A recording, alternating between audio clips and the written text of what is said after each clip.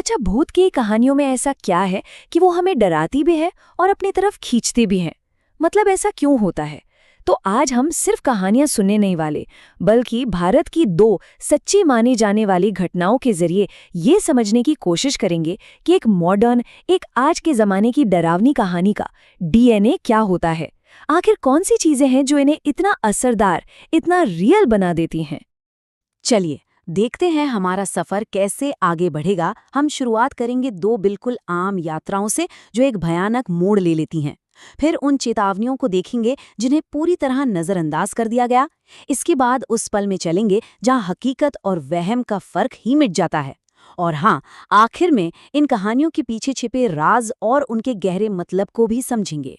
तो चलिए कहानी की शुरुआत करते हैं और मिलते हैं हमारे किरदारों से। बिल्कुल आम लोग अपनी आम जिंदगियों में, लेकिन उनकी एक छोटी सी योजना उन्हें एक ऐसे रास्ते पर ले जाने वाली थी जहां से लौटना लगभग नामुमकिन था। तो देखिए, हमारे पास दो ग्रुप हैं।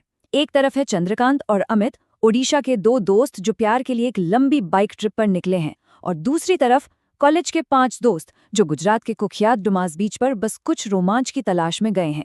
एक का सफर मजबूरी का है और दूसरे का अपनी मर्जी का। चंद्रकांत और अमित के लिए कहानी का टर्निंग पॉइंट आता है एक फोन कॉल से। काम की ऐसी मजबूरी आ पड़ी कि उन्हें रात के 9 बजे एक बहुत ही बदनाम और खतरनाक जंगल वाले हाईवे से गुजरने का फैसला करना पड़ा। एक ऐसा रास्ता जिस पर उन्होंने पहले कभी रात में सफर नहीं किया था। अब यहाँ से कहानी में दिलचस्पी और बढ़ जाती है। देखिए, खतरे की तरफ जाने वाला हर रास्ता ना चेतावनियों से भरा होता है, और इन दोनों ही कहानियों में ये चेतावनियां एक एक करके सामने आती हैं, और हर चेतावनी के साथ डर का मीटर बस ऊपर चढ़ता जाता है। तो बाइकर्स को पहली वार्निंग मिलती है एक बहुत ही तजुर्बेकार ट्रक ड्राइवर से। वो उन्हें सीधे सीधे कहता है, बेटा एक काम करो, आज रात यहीं ढाबे पर रुक जाओ, सुबह 6 बजे निकल जाना, हम भी उस रास्ते से बचते हैं। अब देखिए, जब वो वजह नहीं बताता ना, तो ये सलाह एक अनकहे खतरे का, एक मिस्ट्री का इशारा बन जाती है, और ये बात उनके दिमाग में कहीं बैठ जाती है। और उधर डुमास बीच पर दोस्तों के लिए पहली चेतावनी किसी इंसान से नहीं, बल्कि सदियों पुरानी एक लोक कथा से आती है। मयूर की दादी की कही हुई बात कि अगर डुमास में रात को कोई तुम्हारा नाम पुकारे तो पलटकर मत देखना। ये एक छोटी सी बात उस जगह के माहौल को पहले से ही काफी डरावना बना देती है। लेकिन बाइकर्स के लिए चेतावनियों का सिलसिला यही नहीं रुका। उन्हें 2 अलग-अलग पुलिस चेकपोस्ट पर रोका गया। पहले पुलिस वाले तो हैरान थे कि वो उस रास्ते पर जा भी क्यों रहे हैं। उन्होंने उनकी आईडी और बाइक की तस्वीरें तक ले लीं। और दूसरे वाले ने तो साफ साफ कह दिया कि रामपुर के जंगल में मत घुसना, वहां सिर्फ अपराधी ही नहीं, कुछ अजीब चीजें भी होती हैं। इस बीच डुमास में दोस्तों को एक लोकल आदमी से सीधी और दिल दहला देने वाली चेतावनी मिलती है। वो बताता है कि जिस काली रेत पर वो लोग खड़े हैं वो असल में सदियों पुराना शमशान घाट है, और उस रेत के नीचे लाशें दफन हैं। बस ये सुनते ही वो खूबसूरत बीच एक कब्रदाह जैसा लगने लगता है। अब हम कहानी के उस मोड़ पर पहुंचते हैं जहां सारी चेतावनियां सच होने लगती हैं। ये वो पल है जब तर्क और समझदारी पूरी तरह जवाब दे जाती है और हकीकत किसी बुरे सपने की तरह टूटने लगती है। चंद्रकांत के लिए ना डर की शुरुआत एक बहुत अजीब सी कंफ्यूजन से होती है। सोचिए, रात के 2 बज रहे हैं, जोरदार बारिश हो रही है और उसका दोस्त अमित बाइक से उतरता है। थोड़ी देर बाद जब वो वापस आता है तो चंद्रकांत नोटिस करता है कि अमित बिल्कुल सूखा है, एक बूंद पानी नहीं। अब इससे पहले कि वो कुछ समझ पाता, कुछ गांव वाले हथियार लेकर उसे रोकते हैं और पूछते हैं, अरे तुम अकेले कहाँ जा रहे हो? और ठीक तभी असली अमित एक गाड़ी से वहां पहुंचता है। वो बताता है कि वो तो पिछले पुलिस चेकपोस्ट पर ही छूट गया था। तो सवाल ये है कि बाइक पर उसके पीछे कौन बैठा था? मयूर और उसके दोस्तों पर तो डर ने जैसे चारों तरफ से हमला कर दिया। पहले कोई अनदेखी आवाजें उनके नाम पुकारती हैं, जिसमें से एक आवाज तो मयूर की गुजर चुकी दादी की थी। फिर अचानक कुत्तों का एक झुंड उन्हें घेर लेता है और पलक झपकते ही गायब हो जाता है। इसके बाद मशाले लिए हुए एक पूरी शवयात्रा उनके पीछे पड़ जाती है, और आखिर में समंदर से एक विशाल चमकती हुई आकृति निकलती है, जिसे देखकर वो बेहोश हो जाते हैं। इन भयानक अनुभवों के बाद सवाल उठता है कि ये सब क्या था?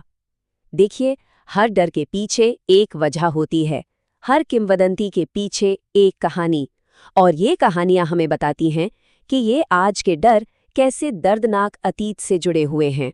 गांव वाले बताते हैं कि उस हाईवे पर एक औरत की आत्मा भटकती है। एक ऐसी औरत जिसके पति और बच्चे की उसी सड़क पर एक एक्सीडेंट में मौत हो गई थी और जिसने गम में उसी सड़क पर फांसी लगा ली थी। एक दिल दहला देने वाली त्रासदी जो उस जगह पर हमेशा के लिए बस गई। तो सबसे जरूरी बात यह है कि ये आत्मा सीधा हमला नहीं करती, ये धोखा देती है। वो किसी भरोसेमंद दोस्त का रूप लेकर मुसाफिरों को गुमराह करती है, ठीक वैसे ही जैसे अमित का हमशक्ल चंद्रकांत के साथ था। और ये डर का सबसे खतरनाक रूप होता है क्योंकि ये आपके भरोसे पर वार करता है। और डुमास बीच का राज किसी एक आत्मा से नहीं बल्कि सदियों के इतिहास से जुड़ा है। वो जगह सदियों तक एक श्मशान घाट थी और कहते हैं कि वहाँ की जो काली रेत है वो इंसानी राख से बनी है। वहाँ अनगिनत आत्माओं का वास माना जाता है जिनकी फुसफुसाहटें आज भी सुनाई देती हैं। तो इन सब से हम क्या समझें? ये कहानियाँ सिर्फ डराने के लिए नहीं हैं। ये अलग अलग होकर भी एक ही भयानक ब्लूप्रिंट, एक ही ढर्रे पर बनी है जो हमें कुछ बहुत गहरा बताती है।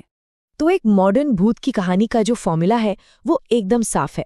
सबसे पहले एक सुनसान अलग थलग जगह चाहिए, जैसे रात का हाईवे या कोई वीरान बीच। फिर उस जगह का कोई दुखद इतिहास, कोई ट्रेजेडी। इसके बाद आते हैं लोकल लोग जिनकी चेतावनियों को हमारे हीरो कह सकते हैं नज़रअंदाज कर देते हैं। और फिर होता है हमला, जो कि कोई फिजिकल अटैक नहीं है बल्कि एक साइकोलॉजिकल अटैक है, धोखे से, जानी पहचानी आवाज़ों से। और इन सब के बीच में क्या है? किरदारों का लिया गया वो एक फेटफुल फैसला।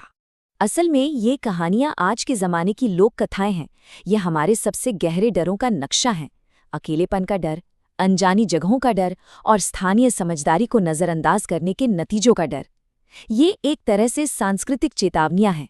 तो आखिर में सवाल ये उठता है कि क्या ये महज कहानियां हैं या फिर ये हमारे सामूहिक डर के वो नक्शे हैं जो उन जगहों को दिखाते हैं जहां हमें अंदर से पता होता है कि हमें कभी नहीं जाना चाहिए।